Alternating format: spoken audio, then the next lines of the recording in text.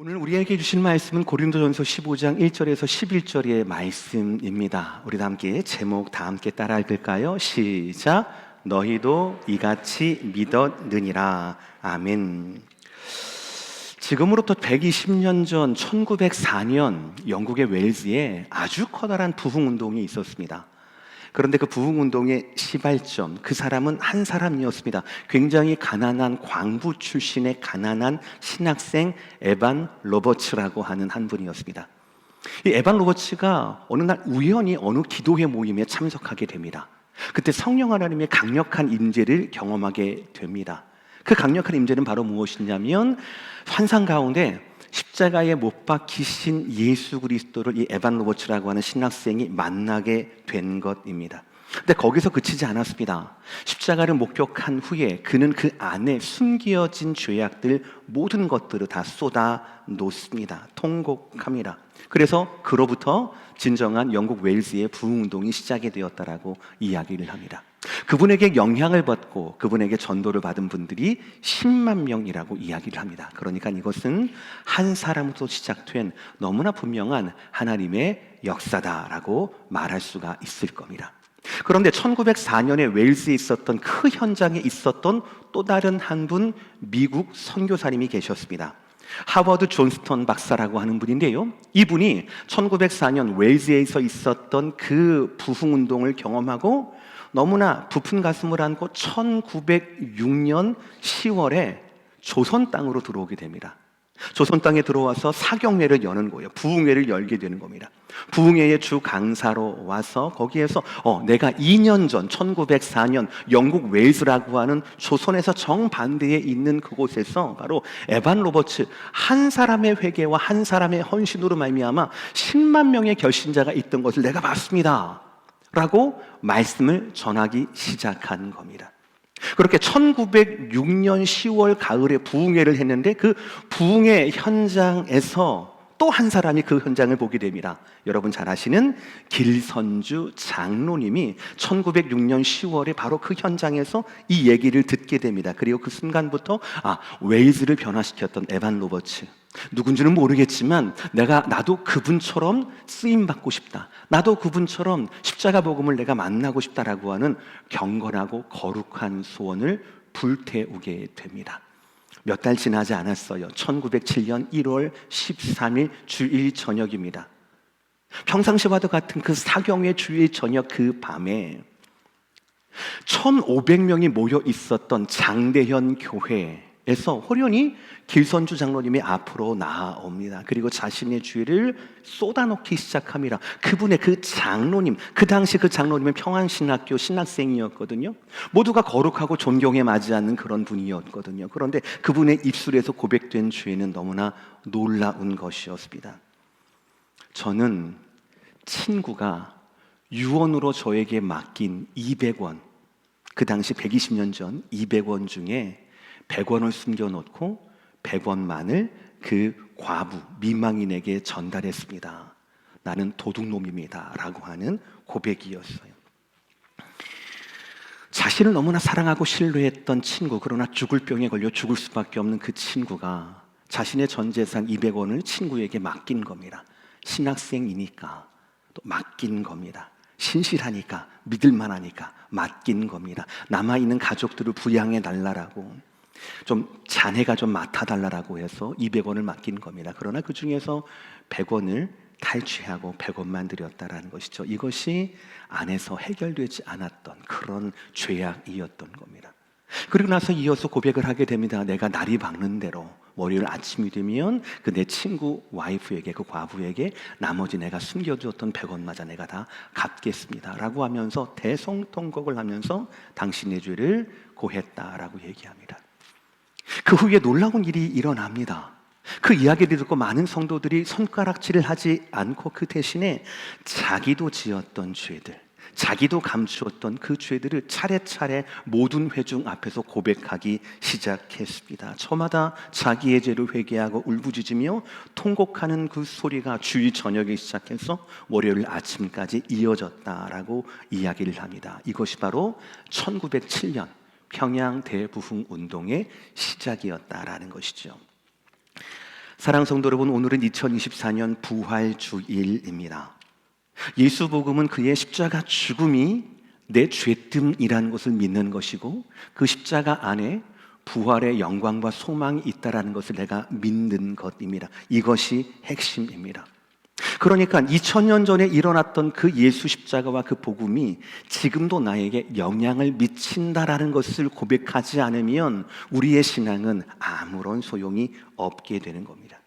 그러므로 어떠한 성도라도 이것을 믿게 된다라면, 그 복음 앞에 바로 서기만 하면 죄를 숨길 수도 없고 죄를 숨겨야 한다라는 생각도 할 수가 없습니다. 왜냐하면 살아계신 주님이 모르는 죄는 없기 때문입니다. 심지어 그 주님이 몰라도 되는 죄는 세상에 없기 때문에 그렇습니다. 왜냐하면 십자가 복음이 내 안에 살아있기 때문이에요. 그래서 그 복음 앞에서 나는 영원히 완전히 새로운 사람으로 거듭나기 때문에 그렇습니다. 저와 여러분이 사랑하는 구절입니다. 다 함께 시작. 그런즉 누구든지 그리스도 안에 있으면 새로운 피조물이라, 이전 것은 지나갔으니, 복음으로 말미암는 우리 삶의 결과이고 변화입니다. 더불어서 이 복음 말고, 이 복음에는, 이 복음의 본질 안은 예수 그리스도의 십자가와 부활이라는 내용 말고 또 다른 본질이 있습니다. 이 복음은 반드시 거듭난 성도에서 거듭난 성도로 전달된다라는 거예요.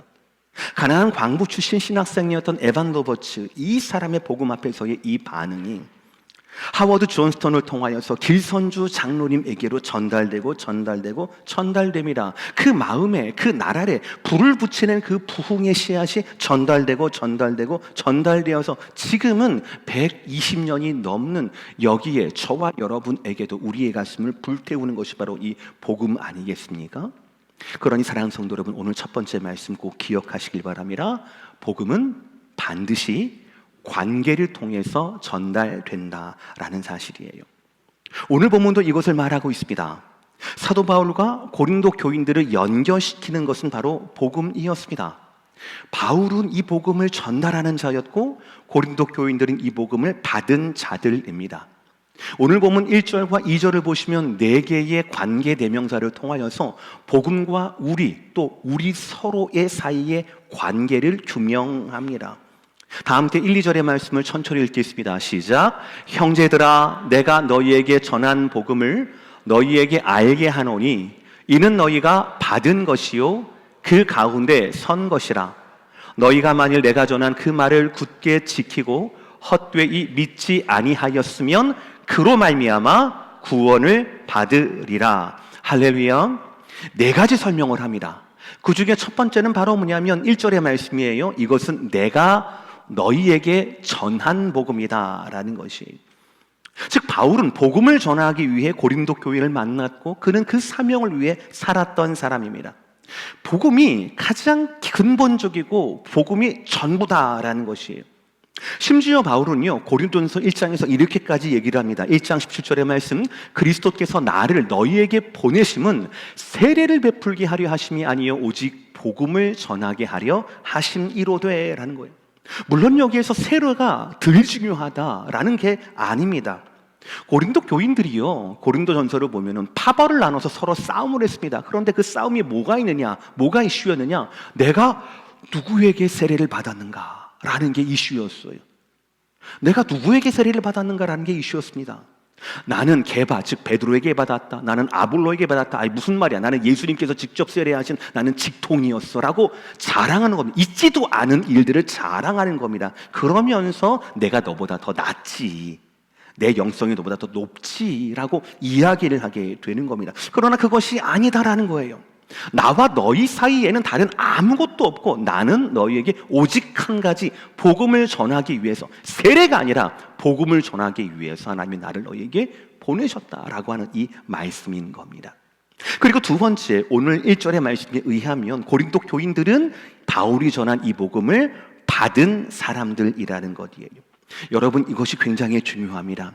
말씀이 선포가 되고 여러분 가운데 예배가 항상 오픈되어 있지만 선포되고 오픈된 이 말씀이 중요한 것이 아니라 선포된 그 말씀을 얼마나 내가 받아 누리느냐라는 것이에요.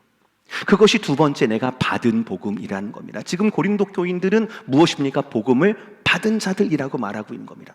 세 번째는 뭡니까? 그 복음 안에 가운데 선 것이라고 얘기합니다. 이것은 복음과 고린도 교인들을 말하는 겁니다. 여기에서 가운데 섰다라고 하는 건 바로 뭐냐면 굳게 세우다, 확정하다라는 뜻입니다. 그것이 바로 복음 안에서 굳게 세워진 것이 성도이고 교회이고, 복음 안에서 복음으로 말미암아 확정된 것이 바로 교회이고 성도다라는 겁니다. 성도의 정체성은 내가 어느 교회를 다니느냐, 마치 내가 누구에게 세례를 받았느냐가 중요한 것이 아니라 복음이 중요한 것처럼, 내가 어느 교회에 속했느냐, 내가 그 교회에서 어떤 사역을 하고 있느냐, 어떤 직분을 맡고 있느냐가 중요한 것이 아니라 복음과 우리와의 사이라는 거예요. 내가 그 복음 가운데 확실하게 확정하고 굳게 세워져야 한다라는 것이지요. 네 번째, 마지막으로 바울이 전하고 교인들이 받고 교인들이 확실하게 서 있는 이 복음으로 말미암아 그들은 구원을 받는다라는 사실이에요. 사랑하는 성도 여러분, 이것입니다. 성도가 구원받는 유일한 원인은 바로 복음이라는 거예요. 다른 방법은 없다라는 것이에요. 특별히 이 성경은 구원을 받으리라라는 이 말씀을 진행의 의미를 가진 현재 시제로 기록하고 있습니다. 왜냐하면 그때 시작된 이 구원이 성도의 현실 가운데 계속해서 진행되고 있기 때문에 그렇다라는 거예요. 그러니까 이렇게 정리할 수가 있어요. 먼저 우리가 믿는 복음은 관계 속에서 전해진 겁니다. 즉 누군가로부터 우리가 들은 복음이라는 거예요. 누군가로부터 우리가 영접한 복음이라는 겁니다. 이 사실이 매우 중요합니다. 여러분들, 예수님의 십자가와 부활, 이 복음은 누군가 그럴듯하게 만들어서 설득한 작업이 아닙니다. 바울조차도 자기가 받은 그대로를 전달했다라고 고백합니다. 오늘 보면 3절의 말씀이에요. 뭐라고 합니까? 내가 받은 것을 먼저 너희에게 전하였다라고 말씀하고 있어요. 바울이 만들어내고 꾸며낸 복음이 아니라 바울이 받은 그대로를 전달하였다라는 겁니다. 여러분 잘 들으십시오. 이 말이 뭡니까? 복음에는 예수 그리스도의 우리 죄를 위한 십자가와 영광의 부활이 있지만, 복음을 받은 우리의 입장에서는 받은 복음 그대로를 전달해야 할 사명도 포함되어 있다라는 사실이에요. 믿으시면 아멘 하시기를 바랍니다. 이것이 복음을 가진 자들의 본질이라는 겁니다. 이것이 복음을 굳게 세우는, 복음이 굳게 세우는 교회와 성도의 목적이다라는 것이죠. 그러므로 우리는 두 번째, 복음은 결코 변하지 않는다라는 것을 확인할 수가 있어요. 오늘 3절 이하의 말씀부터 6절까지는 복음이 변하지 않는, 아니 복음이 변할 수 없는 이유를 사도 바울은 촘촘하게 논증을 합니다. 3절 하반절부터 6절까지의 말씀 다 함께 천천히 읽겠습니다. 시작. 이는 성경대로 그리스도께서 우리 죄를 위하여 죽으시고 장사 지낸 바 되셨다가 성경대로 사흘 만에 다시 살아나사 게바에게 보이시고 후에 12 제자에게와 그 후에 500의 형제에게 일시에 보이셨나니. 이 말씀을 통하여 우리는 세 가지, 복음이 영원할 수밖에 없는, 영원해야 할 이유 세 가지를 우리는 볼 수 있습니다. 첫 번째는 바로 뭐냐면, 복음은 성경대로 하나님 말씀의 성취이기 때문에 그렇다라는 거예요. 말씀대로 죽으시고 성경대로 죽으시고 성경대로 다시 살아나셨다라는 거예요. 이것은 창세기부터 구약 전체의 예언이기도 합니다. 여러분, 우리는 지난 종료 주일 어린아이들이 말하는 호산나 호산나 그 떠들썩함과 그 찬양을 뭐라고 했습니까? 모두가 다 분위기 때문이 아니라 시편 8편 2절의 시편의 성취라고 우리는 배웠습니다. 지난 우리 고난주간 새벽에 무엇을 배웠습니까? 숨겨뒀던 제자 아리마대 사람 요셉이 그 무덤을, 그리고 당돌하게 예수의 시체를 요청하고 무덤에 장사 지내게 된 것이 무엇이라고요? 발런티어? 아니라고요. 이사야 말씀의 성취라고요. 예수 복음이 영원한 이유는 그것이 바로 뭐냐면 그냥 돌발적인 우연한 사건이 아니라 예수 그리스도를 향한 하나님 말씀의 성취라는 것이죠. 기록된 말씀이 변하지 않으니 기록된 말씀대로의 이 성취가 당연히 영원할 수밖에 없다라는 것이죠. 이 복음은 들은 대로 전해진 복음이고, 이 들은 복음은 성경대로 죽으셨고 성경대로 다시 사신 예수 복음이라는 말씀이에요. 두 번째, 이 복음이 변하지 않는, 변할 수 없는 이유는 바로 뭐냐면 이것 자체가 역사적인 사건이었기 때문에 그렇다는 겁니다.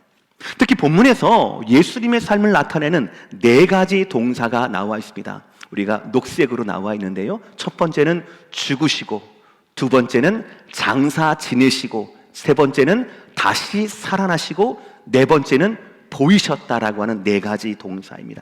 근데 4가지 동사는 다 마찬가지인데요, 그 중에서 죽으시고 장사 지낸 바 되시고 보이셨다라고 하는 것은 과거의 어느 한 지점, 어느 한 시점을 지칭하는 겁니다. 그러니까 역사적인 사건을 드러내는 동사라는 것이에요.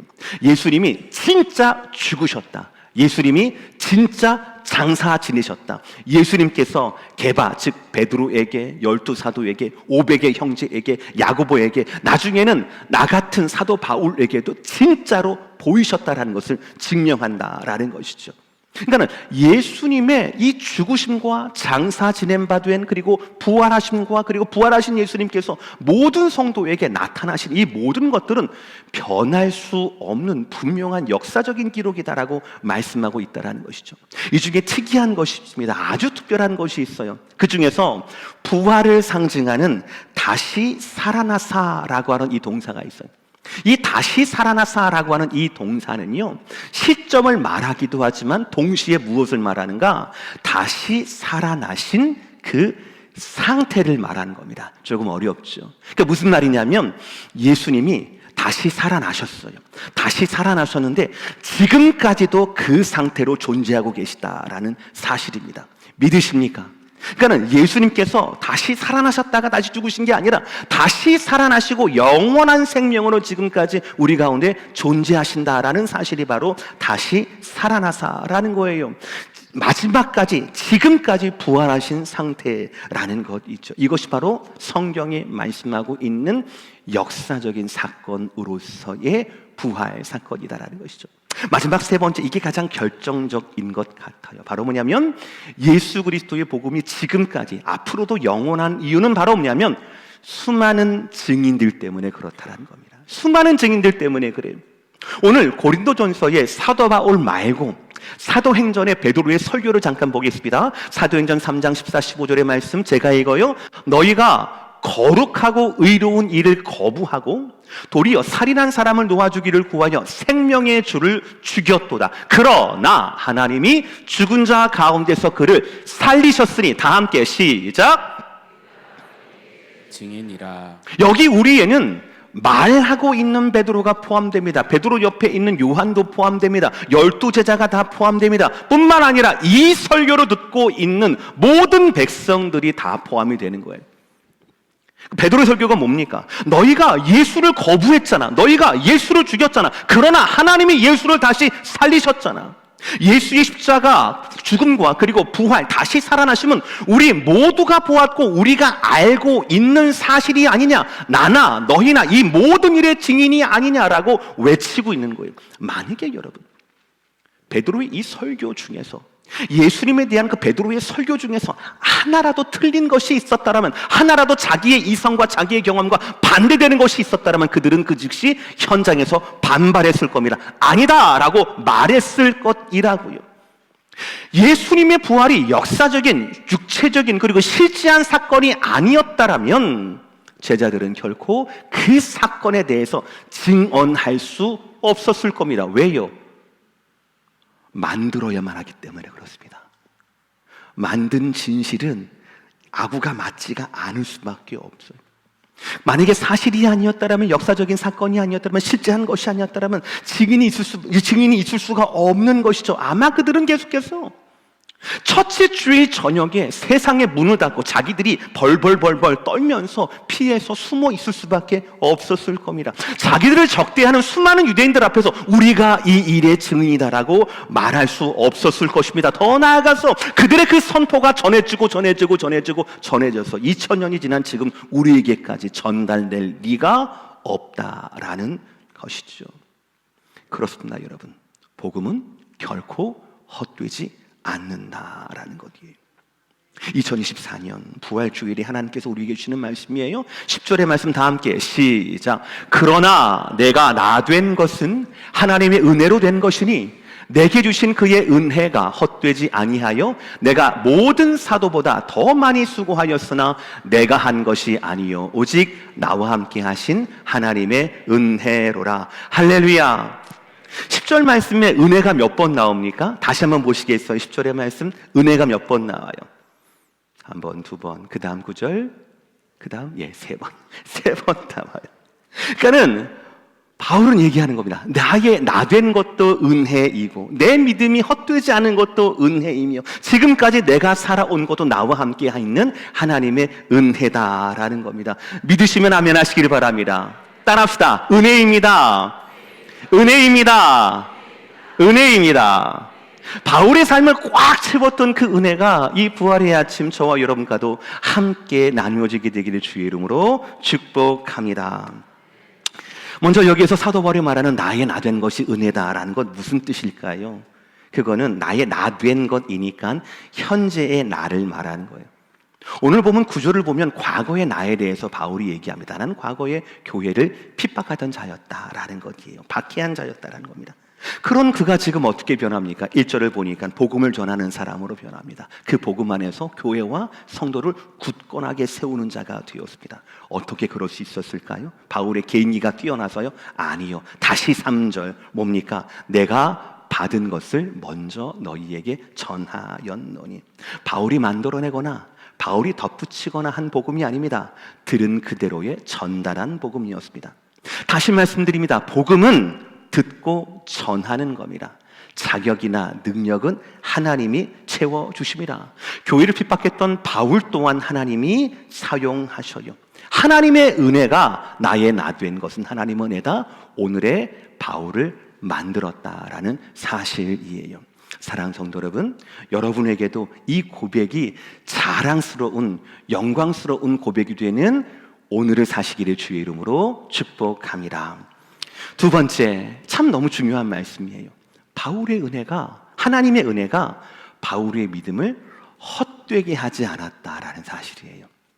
헬라어에서 헛되다라고 하는 말은 바로 뭐냐면요, 그럴듯하지만 그 안에가 텅 비어 있다라는 거예요. 텅 비어 있다라는 겁니다. 양복을 입고 예쁜 넥타이를 메고 준비된 설교를 하면서 그럴듯한 목사로 여러분에게 비춰줄 수는 있을 겁니다. 그러나 제 안이 복음으로 채워져 있는지, 제 안에 여러분이 기도하시고 사랑하시는 목사다운 영성으로 채워져 있는지, 제 안이 헛된지 혹은 제 안이 비었는지 우리는 알 수 없습니다. 심지어 제가 제 스스로에 속을 때도 있습니다. 그러나 하나님의 은혜가 바울의 믿음과 바울의 삶을 헛되지 않게 하셨다라고 말하고 있거든요. 오늘 말씀 헛되지 아니하여, 이 말씀이 참 중요해요. 왜냐하면 우리는 이미 2절에서 헛된 것에 대한 경고를 들었거든요. 오늘 2절 말씀 제가 읽어요.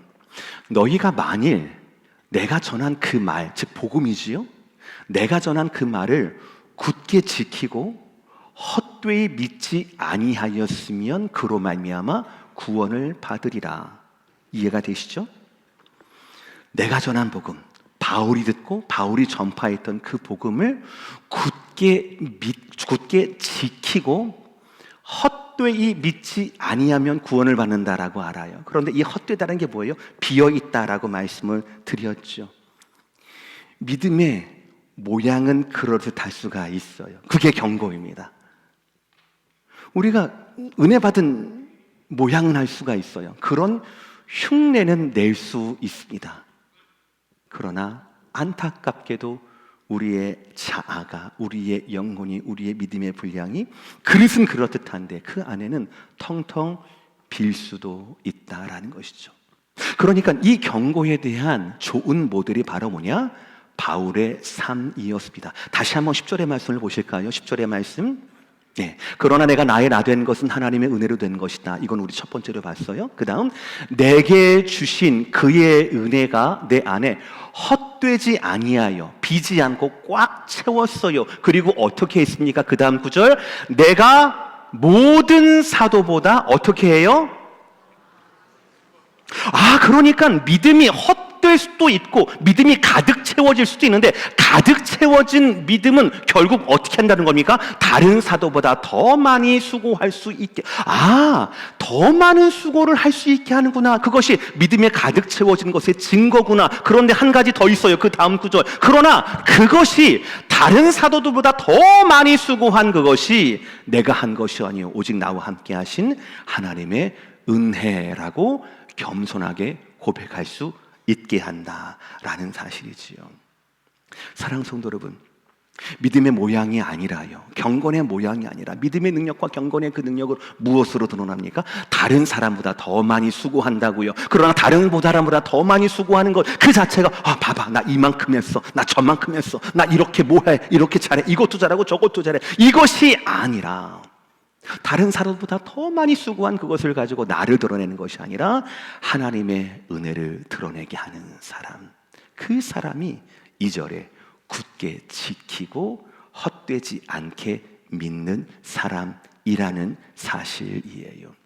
사랑하는 성도 여러분, 오늘 사도 바울이 2절에 경고하고 10절에 증거했듯이 주님께서 우리에게 주시는 그 믿음과 그 복음을 굳게 지키며 헛되이 믿지 않는 주님의 은혜로 가득 채울 수 있는 저와 여러분 모두가 되시기를 주의 이름으로 축복합니다.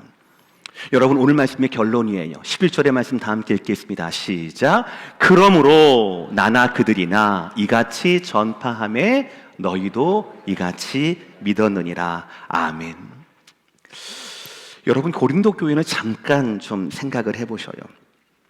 2000년 전 로마 제국 아래에서 그리스도인으로 산다라고 하는 것이 보통 일이 아니었습니다. 당시에는 로마 황제가 살아있는 신이었습니다. 그에게만 경배를 해야 합니다.